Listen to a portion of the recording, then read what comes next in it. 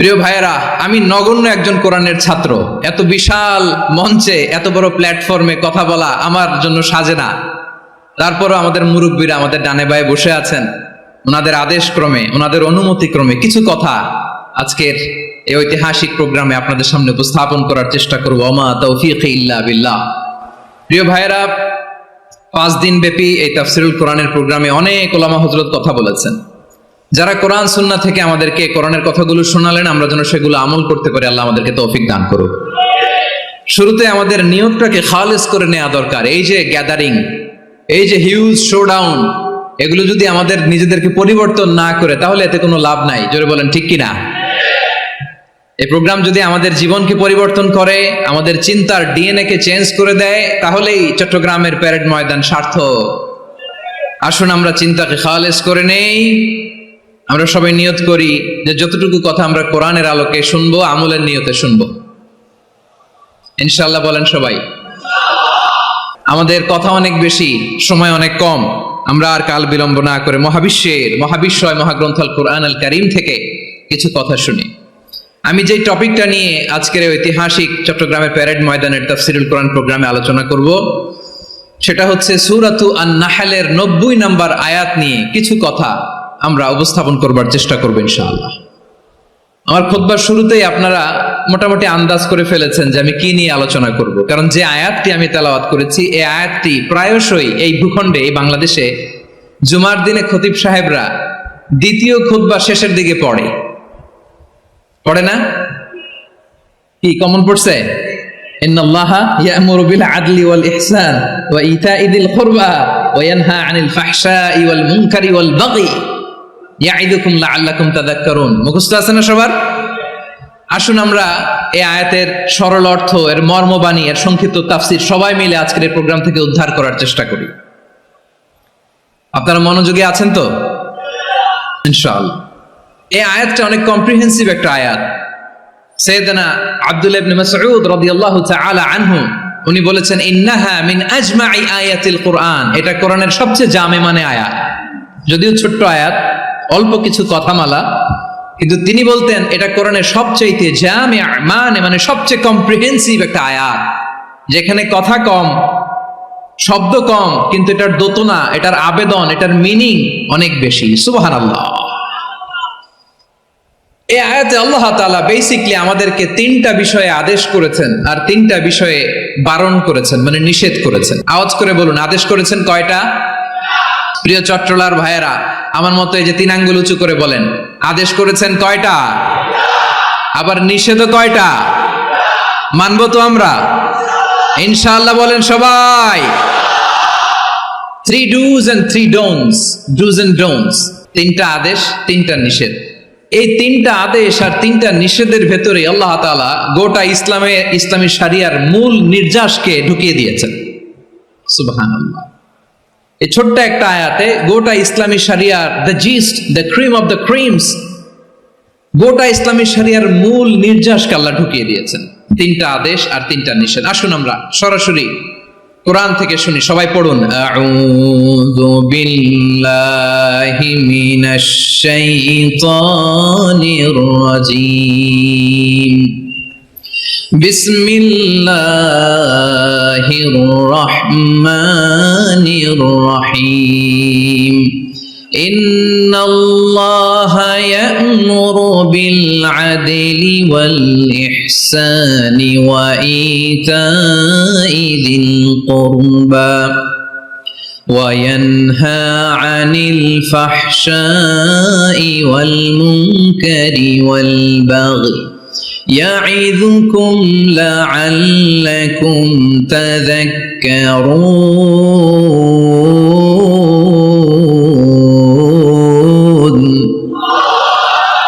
আল্লাহ তাআলা ইরশাদ করছেন, ইন্নাল্লাহা ইয়া'মুরু বিল আদলি ওয়াল ইহসান। নিশ্চয় আল্লাহ তাআলা তোমাদেরকে ন্যায় বিচারের আদেশ দেন, সদাচরণের আদেশ দেন, নিকট আত্মীয়দেরকে দানের আদেশ দেন। আদেশ কয়টা? আওয়াজ করে সবাই বলুন তো কয়টা? নিশ্চয় আল্লাহ তাআলা তোমাদেরকে ন্যায় বিচারের আদেশ দেন, সদাচরণের আদেশ দেন, তিনি তোমাদের নিকট আত্মীয়দেরকে দানের আদেশ দেন, আর তিনি তোমাদেরকে অশ্লীলতা থেকে নিষেধ করেন, মন্দ কাজ থেকে নিষেধ করেন, অবাধ্যতা সীমা লঙ্ঘন থেকে নিষেধ করেন। তিনি তোমাদেরকে উপদেশ দেন যাতে তোমরা শিক্ষা গ্রহণ করো। সুবহানাল্লাহ। উপদেশ দিচ্ছে স্বয়ং কে? তিনটা জিনিসের আদেশ। ইয়ামুরু বিল আদল, সুবিচার ন্যায় বিচারের আদেশ তিনি দেন। ইহসানের আদেশ দেন যাতে আমরা ইহসান করি, একে অপরের প্রতি সুবিচার করি, মহানুভবতা দেখাই, অনুগ্রহ দেখাই, আর নিকট আত্মীয়দেরকে যেন আমরা দান করি। এই তিনটা আদেশ তিনি দিয়েছেন। আর কোন তিনটা জিনিস থেকে তিনি বারণ করেছেন? অশ্লীলতা, ফাহশা, মুনকার, মানে সব মন্দ আর অসৎ কাজ, এগুলো থেকে তিনি আমাদেরকে বারণ করেন। ওয়াল বাগি, অবাধ্যতা, সীমা লঙ্ঘন, এই তিনটা কাজ থেকে তিনি আমাদেরকে বারণ করেন। তিনি আমাদেরকে উপদেশ দেন, স্বয়ং আল্লাহ তাআলা আমাদেরকে উপদেশ দেন যাতে করে আমরা শিক্ষা গ্রহণ করি। সুবহানাল্লাহ পড়ে। তাহলে আসুন আমরা ধরে ধরে একটা একটা করে সামনের দিকে আগাই। আল্লাহ তাআলা প্রথমে আমাদেরকে আদেশ দিয়েছেন আদালের। ইন্নাল্লাহা ইয়া'মুরু বিল আদল। আওয়াজ করে বলুন আল আদাল। সবাই পড়ুন আল আদাল। আমরা উর্দু জানি, হিন্দি জানি, অনেকে ইংরেজিও জানি, কিন্তু আরবি শব্দগুলো আমাদের মুখ দিয়ে বেরোতে চায় না। আওয়াজ করে বলুন আল আদাল। মাশাআল্লাহ। ইন্নাল্লাহা ইয়া'মুরু বিল আদল। আল্লাহ তাআলা আমাদেরকে আদলের আদেশ দেন। আদল অনেকে না বুঝলেও আদালত শব্দটা বুঝবেন। আদালত, আদালত, আদালত বুঝেন না? যেখানে বিচার কার্যের ফয়সালা করা হয়, কোর্ট কাচারি আদালত, এটা তো ভেরি কমন। এটা শুনছেন না সবাই? আদালত, যেখানে ন্যায় বিচার হবে, সুশাসন হবে। কিন্তু ভাগ্যের কি নির্মম পরিহাস, ওখান থেকে মিথ্যা সাক্ষী দিয়ে মনমতো রায় দিয়ে দেয়া হয়। এগুলোর পরিবর্তন হওয়ার দরকার আছে না নাই? প্রিয় ভাইয়েরা, আদালত, আল আদল, ইংরেজিতে বলে জাস্টিস, ন্যায় বিচার, সুবিচার, সুশাসন, জাস্টিস, আল আদাল। সব জায়গায় এই জাস্টিস থাকা দরকার। Justice should be prevailed in the society. The mission of all prophet was to uphold the justice. সব নবীর মিশন ছিল এই জাস্টিসকে, আদালকে, সুশাসন আর সুবিচারকে নিশ্চিত করা। পড়েন সুবহানাল্লাহ। And the core message of every divine scripture was to uphold justice. পৃথিবীর সব আসমানি কিতাবের মূল শিক্ষা ছিল এই জাস্টিসকে সমাজে এনশিওর করা, সুবিচার, সুশাসনকে এনশিওর করা। তাহলে প্রিয় ভাইরা, আমরা বুঝতে পারলাম আল আদ শব্দের মানে হচ্ছে ইনসাফ বা সুবিচার বা ন্যায় বিচার। এটা হচ্ছে একটা general meaning, very general meaning. আপনি যদি ইন ডেপথ বুঝতে চান, আরো ভেতরে যান, তাহলে আদাল মানে হচ্ছে সমন্বয়, আদাল মানে হচ্ছে ভারসাম্য, ব্যালেন্স। আদাল মানে হচ্ছে মধ্যম পন্থা। সুবহানাল্লাহ পড়েন। কারণ সব সময় সমান সমান হইলেই সুবিচার হয় না। কথা কি বুঝতেছেন? ইসলামের দ্য কনসেপ্ট অফ আদাল, এটা এমন আদাল, এটা সব সময় সমান সমান নয়। যখন সমান সমান দেয়া দরকার, ইসলাম সমান সমান দেয়। যখন ব্যালেন্স করা দরকার, চেক এন্ড ব্যালেন্স, সমন্বয়, ভারসাম্য করা দরকার, তখন ইসলাম ভারসাম্য করে দেয়। এটার নাম আদাল। সুবহানাল্লাহ। সহজ করে আপনাদেরকে বুঝাই। যেমন ধরুন, একটা পরিবারের 3 জন সদস্য, স্বামী, স্ত্রী আর সন্তান। তাদের সকালবেলার ব্রেকফাস্টে, স্বামীর সকালের নাস্তায় স্বামীর 3টা রুটি লাগে, স্ত্রীর 2টা লাগে, আর সন্তানের 1টা রুটি লাগে। এখন আমি যদি সমান সমান করে আদল করতে চাই, সবাইকে যদি 3টা করে রুটি দেই, তাহলে স্বামী বেচারার জন্য ঠিক আছে? কি বলেন? কথা কি বুঝতেছেন না কষ্ট হয়ে যাচ্ছে? যদি সমান সমানের নিয়মে আগাই, তাহলে 3টা করে যদি রুটি দেই, স্বামীর জন্য ওকে, কিন্তু স্ত্রীর জন্য 1টা বেশি হয়ে যায়। আর সন্তানের জন্য কয়টা বেশি হয়? আচ্ছা, এই তো বুঝতেছেন, মাশাআল্লাহ। আচ্ছা, 2টা করে যদি সবাই দেই সমান সমান নীতিতে, তাহলে স্ত্রীর জন্য, স্ত্রী বেচারির জন্য ঠিক আছে, কিন্তু স্বামীর কয়টা কম পড়ে? আর সন্তানের বেশি হয়ে যায় কয়টা? আচ্ছা, সমান সমান নীতিতে সবাইকে যদি সকালের নাস্তার জন্য 1টা করে রুটি দেই, সন্তানের জন্য ঠিক আছে, কিন্তু স্ত্রী বেচারির কম পড়ে কয়টা? স্বামীর কম পড়ে কয়টা? 2টা। কথা কি বুঝতেছেন? আর আমি যদি স্বামীকে দেই 3টা, স্ত্রীকে দেই 2টা, আর সন্তানকে দেই 1টা, তাহলে কারো অপচয় হবে না। যার যতটুকু দরকার ঠিক ততটুকুই কাজে লাগবে। চিল্লায় বলেন ঠিক কিনা?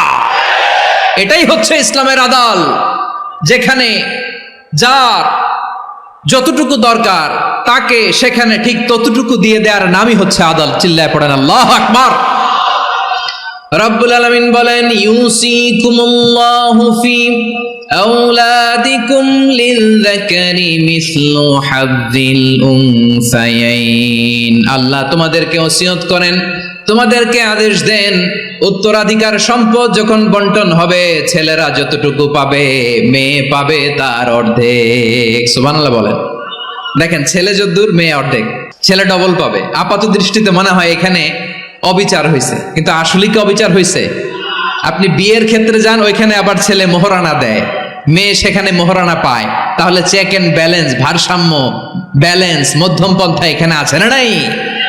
এটাই হচ্ছে ইসলামের আদল। আল্লাহ তাআলা এই আদলের আদেশ দিয়েছেন, সুবিচার, ন্যায় বিচার, সুশাসন এবং ভারসাম্যের আদেশ দিয়েছেন। প্রিয় ভাইয়েরা, একটি শান্তিময় সমাজ, একটা সমৃদ্ধ সমাজ, একটা মানবিক সমাজ যদি আমরা পেতে চাই, এই আয়াতের মধ্যে যতগুলো পয়েন্ট আছে সবগুলোর বাস্তবায়ন লাগবে। কথা বুঝতে পেরেছেন? বলেন, আওয়াজ করে বলেন, আমরা একটা শান্তির সমাজ চাই কি চাই না? আমরা একটা সমৃদ্ধ বাংলাদেশ চাই কি চাই না? আমরা একটা মানবিক বাংলাদেশ চাই কি চাই না? এই আয়াতে আল্লাহ তাআলা একটা মানবিক সমাজের রূপরেখা টেনেছেন। তার প্রথম কথা হচ্ছে, ইন্নাল্লাহা ইয়ামুরু বিল আদল। আল্লাহ তাআলা তোমাদেরকে আদলের নির্দেশনা দেয়, সুবিচার, সুশাসনের নির্দেশনা দেয়। যে সমাজে আদল থাকে না সেই সমাজে জুলুম মানুষের ঘাড়ে চেপে বসে। আদলের বিপরীত হচ্ছে জুলুম। আদলের বিপরীত কি? জুলুম বা জাওর, অত্যাচার, অবিচার, বৈষম্য। এই যে বৈষম্য বিরোধী ছাত্র আন্দোলন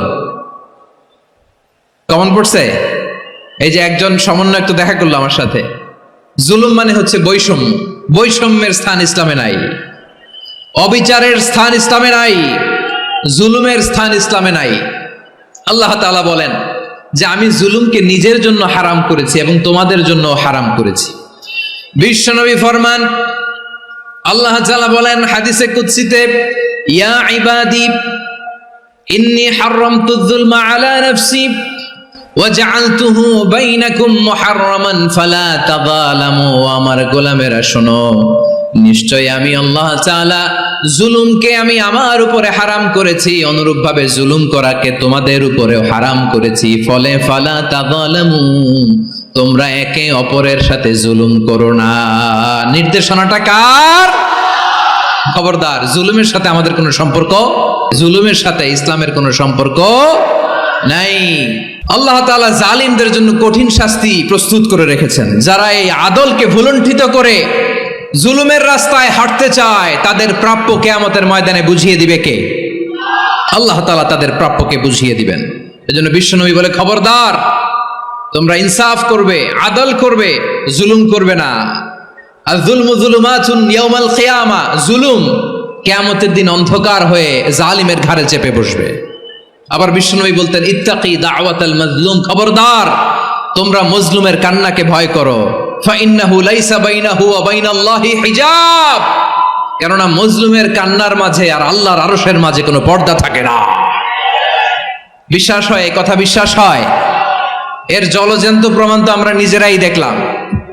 হ্যাঁ, মজলুমের কান্না ফুলে ফেপে মহিরুহ হয়ে, পাহাড়ের মতো হয়ে, বিস্ফোরিত হয়ে জালিমের মসনদকে ছারখার করে দিয়েছে। এর প্রমাণ তো আমরা নিজেরাই তো দেখলাম। জালিমের পরিণতি কি হয় আমরা জীবদ্দশাই তো দেখলাম। এমনও কোনো জুলুম নাই যে হয় নাই, ঠিক কিনা বলেন? আহারে জুলুম, আহারে জুলুম।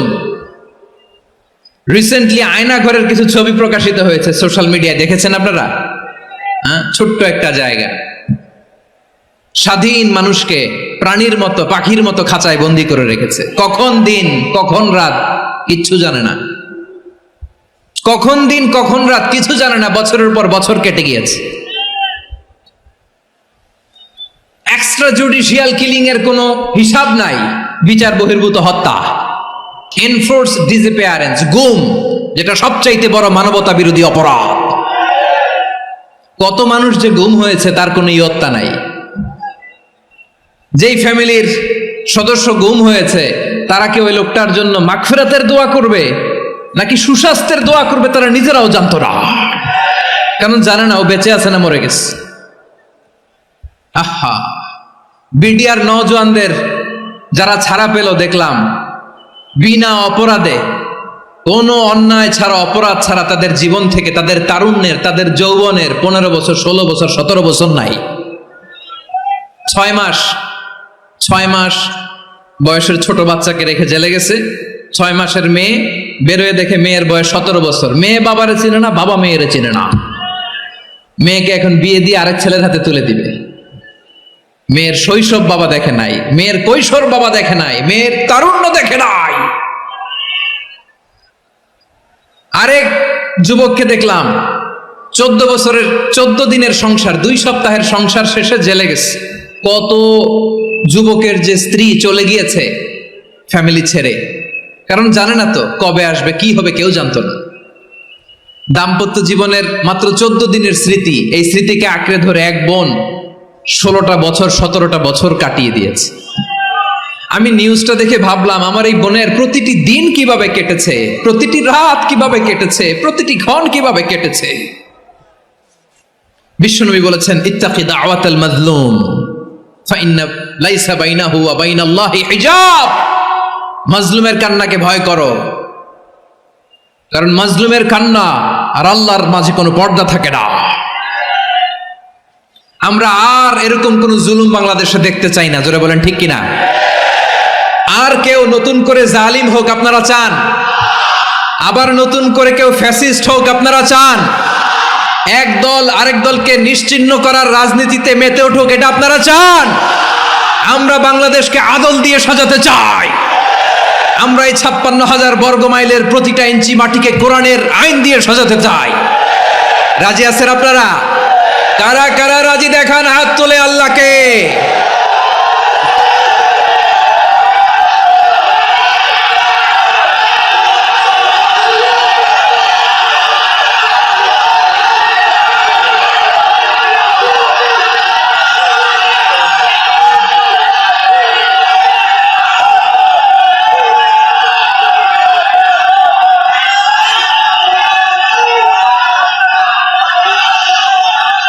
বসুন, আমার প্রিয় বীর চট্টলার তৌহিদি মুসলমান, আমরা আর নতুন করে কেউ জালিম হোক এটা চাই না, নতুন করে আবার কেউ ফ্যাসিস্ট হোক আমরা চাই না, এক দল আরেক দলকে নিশ্চিহ্ন করার রাজনীতি করুক আমরা চাই না।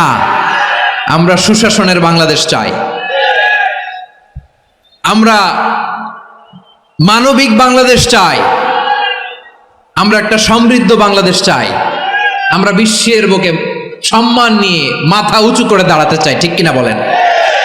আল্লাহ বললেন, এটা যদি তোমরা চাও, একটা সমৃদ্ধ সমাজ যদি বিনির্মাণ করতে চাও, মানবিক সমাজ যদি বিনির্মাণ করতে চাও, আমি তোমাদেরকে সেজন্য প্রথমে আদালতের নির্দেশ দিলাম। ইন্নাল্লাহা ইয়া'মুরু বিল আদল, নিশ্চয় আল্লাহ তাআলা তোমাদেরকে ন্যায় বিচার সুশাসন এটার আদেশ দেন। সুবহানাল্লাহ।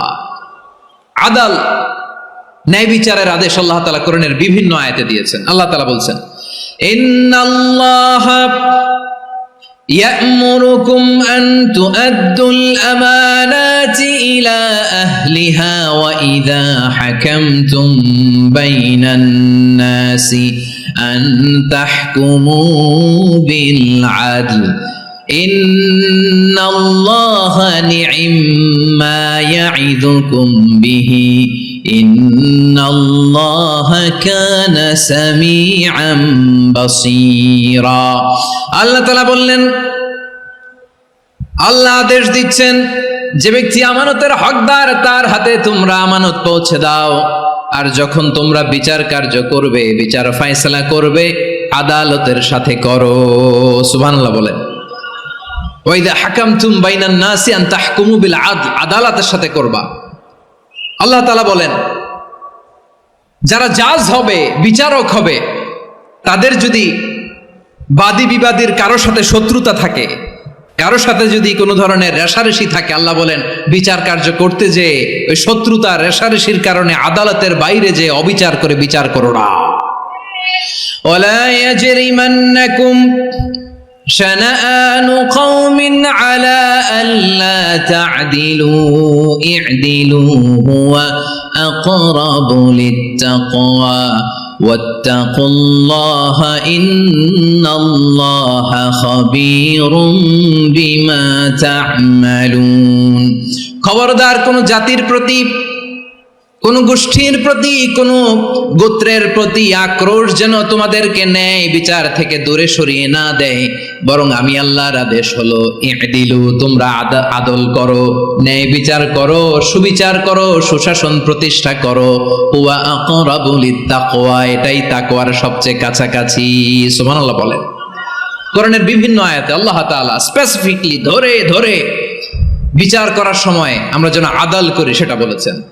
কোরআনের কোন কোন জায়গায় আল্লাহ তাআলা এই আল আদ শব্দটা ব্যবহার করেছেন। আবার একই জিনিস ইনসাফ, সুবিচার, সুশাসন, ন্যায় বিচার, ন্যায় পরায়ণতা বুঝাতে আল্লাহ তাআলা কখনো কখনো আল কিসত শব্দটা ব্যবহার করেছেন। আওয়াজ করে সবাই বলুন আল কিসত। প্রিয় ভাইরা, সবাই আওয়াজ করে আমার সাথে সাথে বলুন আল কিসত। আল্লাহ তাআলা বলেন ওয়া ইন হাকামতা ফাহকুম বাইনাহুম বিল কিসতি ইন্নাল্লাহা ইউহিব্বুল মুকসিতিন। যখন তুমি বিচার করবে, বিশ্বনবীকে উদ্দেশ্য করে অ্যাড্রেস করে বললেন, নবী হে, ইহুদিরা কোনো বিষয়ে মীমাংসার জন্য যদি আপনার দরবারে আসে, যদি বিচার করতে হয়, খবরদার অবিচার করবেন না। ফয়সালা যেটা করবেন কিসতের সাথে করবেন, ন্যায় পরায়ণতার সাথে করবেন, কারণ ইন্নাল্লাহা ইউহিব্বুল মুকসিতিন, নিশ্চয় আল্লাহ রাব্বুল ইজ্জাত ন্যায় পরায়ণশীলদেরকে বড্ড ভালোবাসেন। সুবহানাল্লাহ বলেন। ন্যায় পরায়ণ লোকদেরকে আল্লাহ তাআলা বড্ড ভালোবাসেন। অন্য আয়াতে আল্লাহ তাআলা বলছেন وَنَضَعُ الْمَوَازِينَ الْقِسْطَ لِيَوْمِ الْقِيَامَةِ فَلَا تُظْلَمُ نَفْسٌ شَيْئًا। আমি কিয়ামতের দিন ন্যায় পরায়ণতার মানদণ্ড স্থাপন করব, যেটাকে আমরা মিজানের পাল্লা বলি। আল্লাহ বলেন ন্যায় বিচারের মানদণ্ড কিয়ামতের ময়দানে আমি আল্লাহ স্থাপন করব। সেদিন কারো প্রতি বিন্দু পরিমাণ, এক চুল পরিমাণ অবিচার করা হবে না, কোনো অবিচার করা হবে না। সেদিন সুশাসন হবে, সুবিচার হবে, ন্যায় পরায়ণতার সাথে বিচার হবে। আওয়াজ করে পড়েন আল্লাহু আকবার। তাহলে প্রিয় ভাইরা, যে তিনটি বিষয়ে আল্লাহ তাআলা আমাদেরকে আদেশ দিয়েছেন, তার প্রথমটা হচ্ছে আদালত, ইনসাফ, সুবিচার, ন্যায় বিচার। এটা আমরা চাই কি চাই না? বিশ্বনবী ন্যায় বিচার, ন্যায় পরায়ণতা, সুশাসন প্রতিষ্ঠিত করেন কি করেন নাই? আপনারা বিশ্বনবীর সিরাত যারা পড়েছেন, আপনি দেখবেন বিশ্বনবীর সিরাতের পরতে পরতে, বাঁকে বাঁকে, সিরাতের বাঁকে বাঁকে এই আদালতের নমুনা মেলে। সুবহানাল্লাহ বলেন। ছোট্ট একটা নমুনা রাসূল সাল্লাল্লাহু আলাইহি ওয়াসাল্লামের আসসিরা আল আতরা থেকে ছোট্ট একটা নমুনা আপনাদের খেদমতে এখানে উপস্থাপন করি। বিশ্বনবী সাল্লাল্লাহু আলাইহি ওয়াসাল্লাম মক্কা বিজয় করলেন ৮ম হিজরিতে। মক্কা বিজয় শেষে তিনি কয়েক সপ্তাহ মক্কাতে অবস্থান করলেন। ইন দ্য মিন টাইম মক্কার একটা ভেরি প্রেস্টিজিয়াস এন্ড ডিগনিফাইড ফ্যামিলির নারী চুরিতে ধরা পড়ল। কিসে ধরা পড়ল? সবাই বলেন কিসে? আমাদের সমাজে আসেনি এটা? আছে? ছোট না বড়? হ্যাঁ, হিসাব করে শেষ করা যায় না। ৩.৫ লাখ কোটি টাকা নাই উন্নয়ন প্রকল্পের নামে, উন্নয়ন প্রকল্পের নামে ৩.৫ লাখ কোটি টাকা নাই। ৩.৫ লাখ কোটি টাকা লিখতে পারবেন আপনি? এক টানে লিখতে পারবেন? বুঝতেছেন কত বড় সংখ্যা? বনু মাখজুমিয়া গোত্রের এক নারী মক্কায় চুরিতে ধরা পড়ল। বলেন তো চুরি করলে বিধান কি? কি কাটতে হবে? চুরির বিধান হলো হাত কেটে দাও। দাও সেটা গোপনে নয়, প্রকাশ্যে জনসম্মুখে হাত কেটে দাও। বনু মাখজুমিয়া গোত্রের নারী যখন চুরিতে ধরা পড়লো, সাহাবারা চিন্তায় পড়ে গেলেন। সবেমাত্র মক্কার লোকেরা কালিমা পড়ে মুসলমান হয়েছে, ইসলামের আইন কানুন তেমন জানে না, ইসলামী শরিয়ার সাথে বেশি পরিচিত নয়। এখনো যদি বিশ্বনবী চুরির যেই বিধান এটা যদি কায়েম করে হাত যদি কেটে দেয়, না জানি মক্কার লোকেরা আবার বিগড়ে যায়, না জানি মক্কার লোকেরা আবার মুরতাদ হয়ে যায়, না জানি মক্কার লোকেরা ইসলাম থেকে দূরে সরে যায়। চলো চলো সাহাবীরা মিলে পরামর্শ করলেন, চলো বিশ্বনবীর কাছে যে বলি, ও নবী, শুধু কেবলমাত্র একমাত্র এই নারীর জন্য চুরির হাত কাটার বিধানটা আপনি একটু থামিয়ে দেন। চুরির হাত কাটার যে বিধান এইখানে একটু রহিত করে দেন, বাকিগুলা কইরেন মদিনাতে যে চলবে, কিন্তু মক্কায় এবারের জন্য মাফ করে দেন। কিন্তু কে বলবে? এই যে পরামর্শ, সাজেশন, এটা কে দিবে বিশ্বনবীর কাছে? সাহাবারা চিন্তায় পড়ে গেলেন। আল্লাহর নবীর সামনে দাঁড়িয়ে আল্লাহর দেয়া হুদুদ, আল্লাহর দেয়া বিধান থামিয়ে দেওয়া, মাফ করে দেওয়া, এই কথা বিশ্বনবীর সামনে বলার সাহস তো কেউ রাখে না। কেউ কেউ বলল, বিশ্বনবীর পালক পুত্র যায়েদ বিন হারেসার সন্তান উসামারে বিশ্বনবী নাতির মতো আদর করে, বড্ড বেশি ভালোবাসে উসামারে। এজন্য সাহাবারা উসামাকে বলতো হিব্বু রাসূলিল্লাহ, বিশ্বনবীর ভালোবাসা। কি বলতো? সাহাবীরা বললেন, বিশ্বনবীর ভালোবাসা হিব্বু রাসূলিল্লাহ, উসামারে পাঠাও। উসামারে বিশ্বনবী নাতির মতো স্নেহ করে, মায়া করে, ভালোবাসে। আমরা পারবো না, উসামা পারবে। সবাই মিলে ফুলিয়ে ফুসিয়ে উসামাকে, ছোট্ট উসামাকে রাজি করালো। উসামা এমন এমন কথা যে তুমি বিশ্বনবীর কাছে বলতে হবে, পারবা নাকি? উসামা বলে, পারবো। সাইয়েদনা উসামা রাদিয়াল্লাহু তাআলা আনহু তরুণ সাহাবী বিশ্বনবীর কাছে গেলেন, যে বললেন, নবী, বনু মাখজুমিয়া গোত্রের এক নারী চুরিতে ধরা পড়েছে, এবারের জন্য কি এই মহিলাটারে মাফ করে দিলে হয় না? এবারের জন্য একটু ক্ষমা করা যায় না নবী? বিশ্বনবী বলেন, আতাশফাউ ফি হাদ্দিম মিন হুদুদিল্লাহ, তোমার এত বড় সাহস উসামা, তুমি আল্লাহর হাদ, আল্লাহর দেয়া বিধান, এটার ব্যাপারে সুপারিশ করতে এসেছো? তোমরা কি জানো তোমাদের আগে যত কওম, যত গোত্র, যত জনপদ ধ্বংস হয়েছে তার কারণ ছিল তাদের মধ্যে গরিবরা অন্যায় করলে তারা বিচার করত, আর ধনীরা অন্যায় করলে তারা মাফ করে দিত। খবরদার! ওয়া আইমুল্লাহ লাউ আন্না ফাতিমাতা বিনতি মুহাম্মাদিন সারাকাত লাকাতা মুহাম্মাদুন ইয়াদাহা। বিশ্বনবী বললেন, ওরে ওসামা, বানু মাখজুমিয়ার ওই প্রেস্টিজিয়াস এন্ড ডিগনিফাইড ফ্যামিলির মেয়ে তো দূর কি বাত, অনেক দূরের কথা। জেনে রেখো ওসামা, আমার কলিজার টুকরা, নয়নের পুটুলি ফাতেমাও যদি মক্কার জমিনে আজকে এই চুরির দায়ে ধরা পড়তো, আমি বিশ্বনবী মুহাম্মাদুর রাসূলুল্লাহ ধরে ফাতেমার ডান হাতটা কেটে দিতে এক বিলম্ব দেরি করতাম না। ইন্নাল্লাহা ইয়া'মুরু বিল আদল, আমাদেরকে জাস্টিস শিখায়। পশ্চিমারা আমাদেরকে ইনসাফ শিখায়, আমাদেরকে সুশাসন শিখায়। আর ইনসাফ, সুশাসন, ন্যায় বিচার, সুবিচার, জাস্টিস কারে বলে বিশ্বনবীর বায়োগ্রাফি থেকে জেনে নাও। এই ছিল বিষ্ণু ঈসা ইসলামের আদালতের নমুনা। আপনি যদি সাইয়েদনা ওমরে ফারুকের জীবনের দিকে তাকান, এমন কঠোর, এমন বীর সেনানী ছিলেন। সাইয়েদনা ওমরে ফারুক যদি রাস্তার এই মাথা দিয়ে হাঁটা শুরু করতেন, শয়তান ওমরে ফারুককে দেখলে ওই রাস্তা রেখে দিয়ে অন্য রাস্তা দিয়ে হাঁটতো। সুবহানাল্লাহ। ওমরে ফারুক রাদিয়াল্লাহু তাআলা আনহু কি পার্সোনালিটি ছিল, কি পার্সোনালিটি! আমাদের এলাকায় ছোট বাচ্চারা রাতে ভাত খেতে চায় না, আমার মেয়েটাও খেতে চায় না। এই এটা দিব, ওইটা দিব, আজকে মাহফিলে আসার সময় বলে দিছে লিস্ট করে এটা এটা আনতে হবে। তো ছোট্ট বাচ্চাদের অনেক বায়না থাকে, ওরা রাতে খেতে চায় না। তো মায়েরা বিভিন্ন ভয় দেখায়, এই বাঘ আসবে, বাঘ আসবে খাও, এই ভূত আসবে, ভূত আসবে খাও। আপনারা কি বলেন চট্টগ্রামে? কি আসবে? হ্যাঁ, ভূত, ভূত, ভূত আসবে, বাঘ আসবে, খাও খাও খাও, তাড়াতাড়ি খাও। তো বাচ্চারা এগুলো শুনে ভয়ে খেতে শুরু করে। মদিনার জমিনেও একই ঘটনা ঘটতো। মদিনার ছোট্ট ছোট্ট সোনামণিরা খেতে চাইতো না, তো মায়েরা বলতো, হা হুয়া ইয়াতি উমর, হা হুয়া ইয়াতি উমর, ওই যে উমর আসতেছে, উমর। ওমরে ফারুকের কথা শুনলে বাচ্চারা একেবারে ঠান্ডা। সুবহানাল্লাহ পড়বেন না? প্রভু তুমি বলেছ রাসূল দেবে না, বলনি দেবে না ওমর, বলনি দেবে না হামজা তারি, খালিদ বিজয় সমর। প্রভু তুমি বলেছ রাসূল দেবে না, বলনি দেবে না ওমর, বলনি দেবে না হামজা তারি, খালিদ বিজয় সমর। প্রভু তুমি বলেছ রাসূল দেবে না। আল্লাহু আকবার। ওমর ফারুক রাদিয়াল্লাহু তাআলা আনহু, ওনার কথা শুনলে গা গায়ের মধ্যে গুজবাম হয়, গায়ের পশমগুলো দাঁড়িয়ে যায়। সুবহানাল্লাহ বলেন। কি পার্সোনালিটি ছিল, কি ব্যক্তিত্ব ছিল। মুনাফিকরা ওমরে ফারুককে জমের মতো ভয় পেতেন। শয়তান, খোদ শয়তান, শয়তান অন্য রাস্তা দিয়ে হাঁটতো।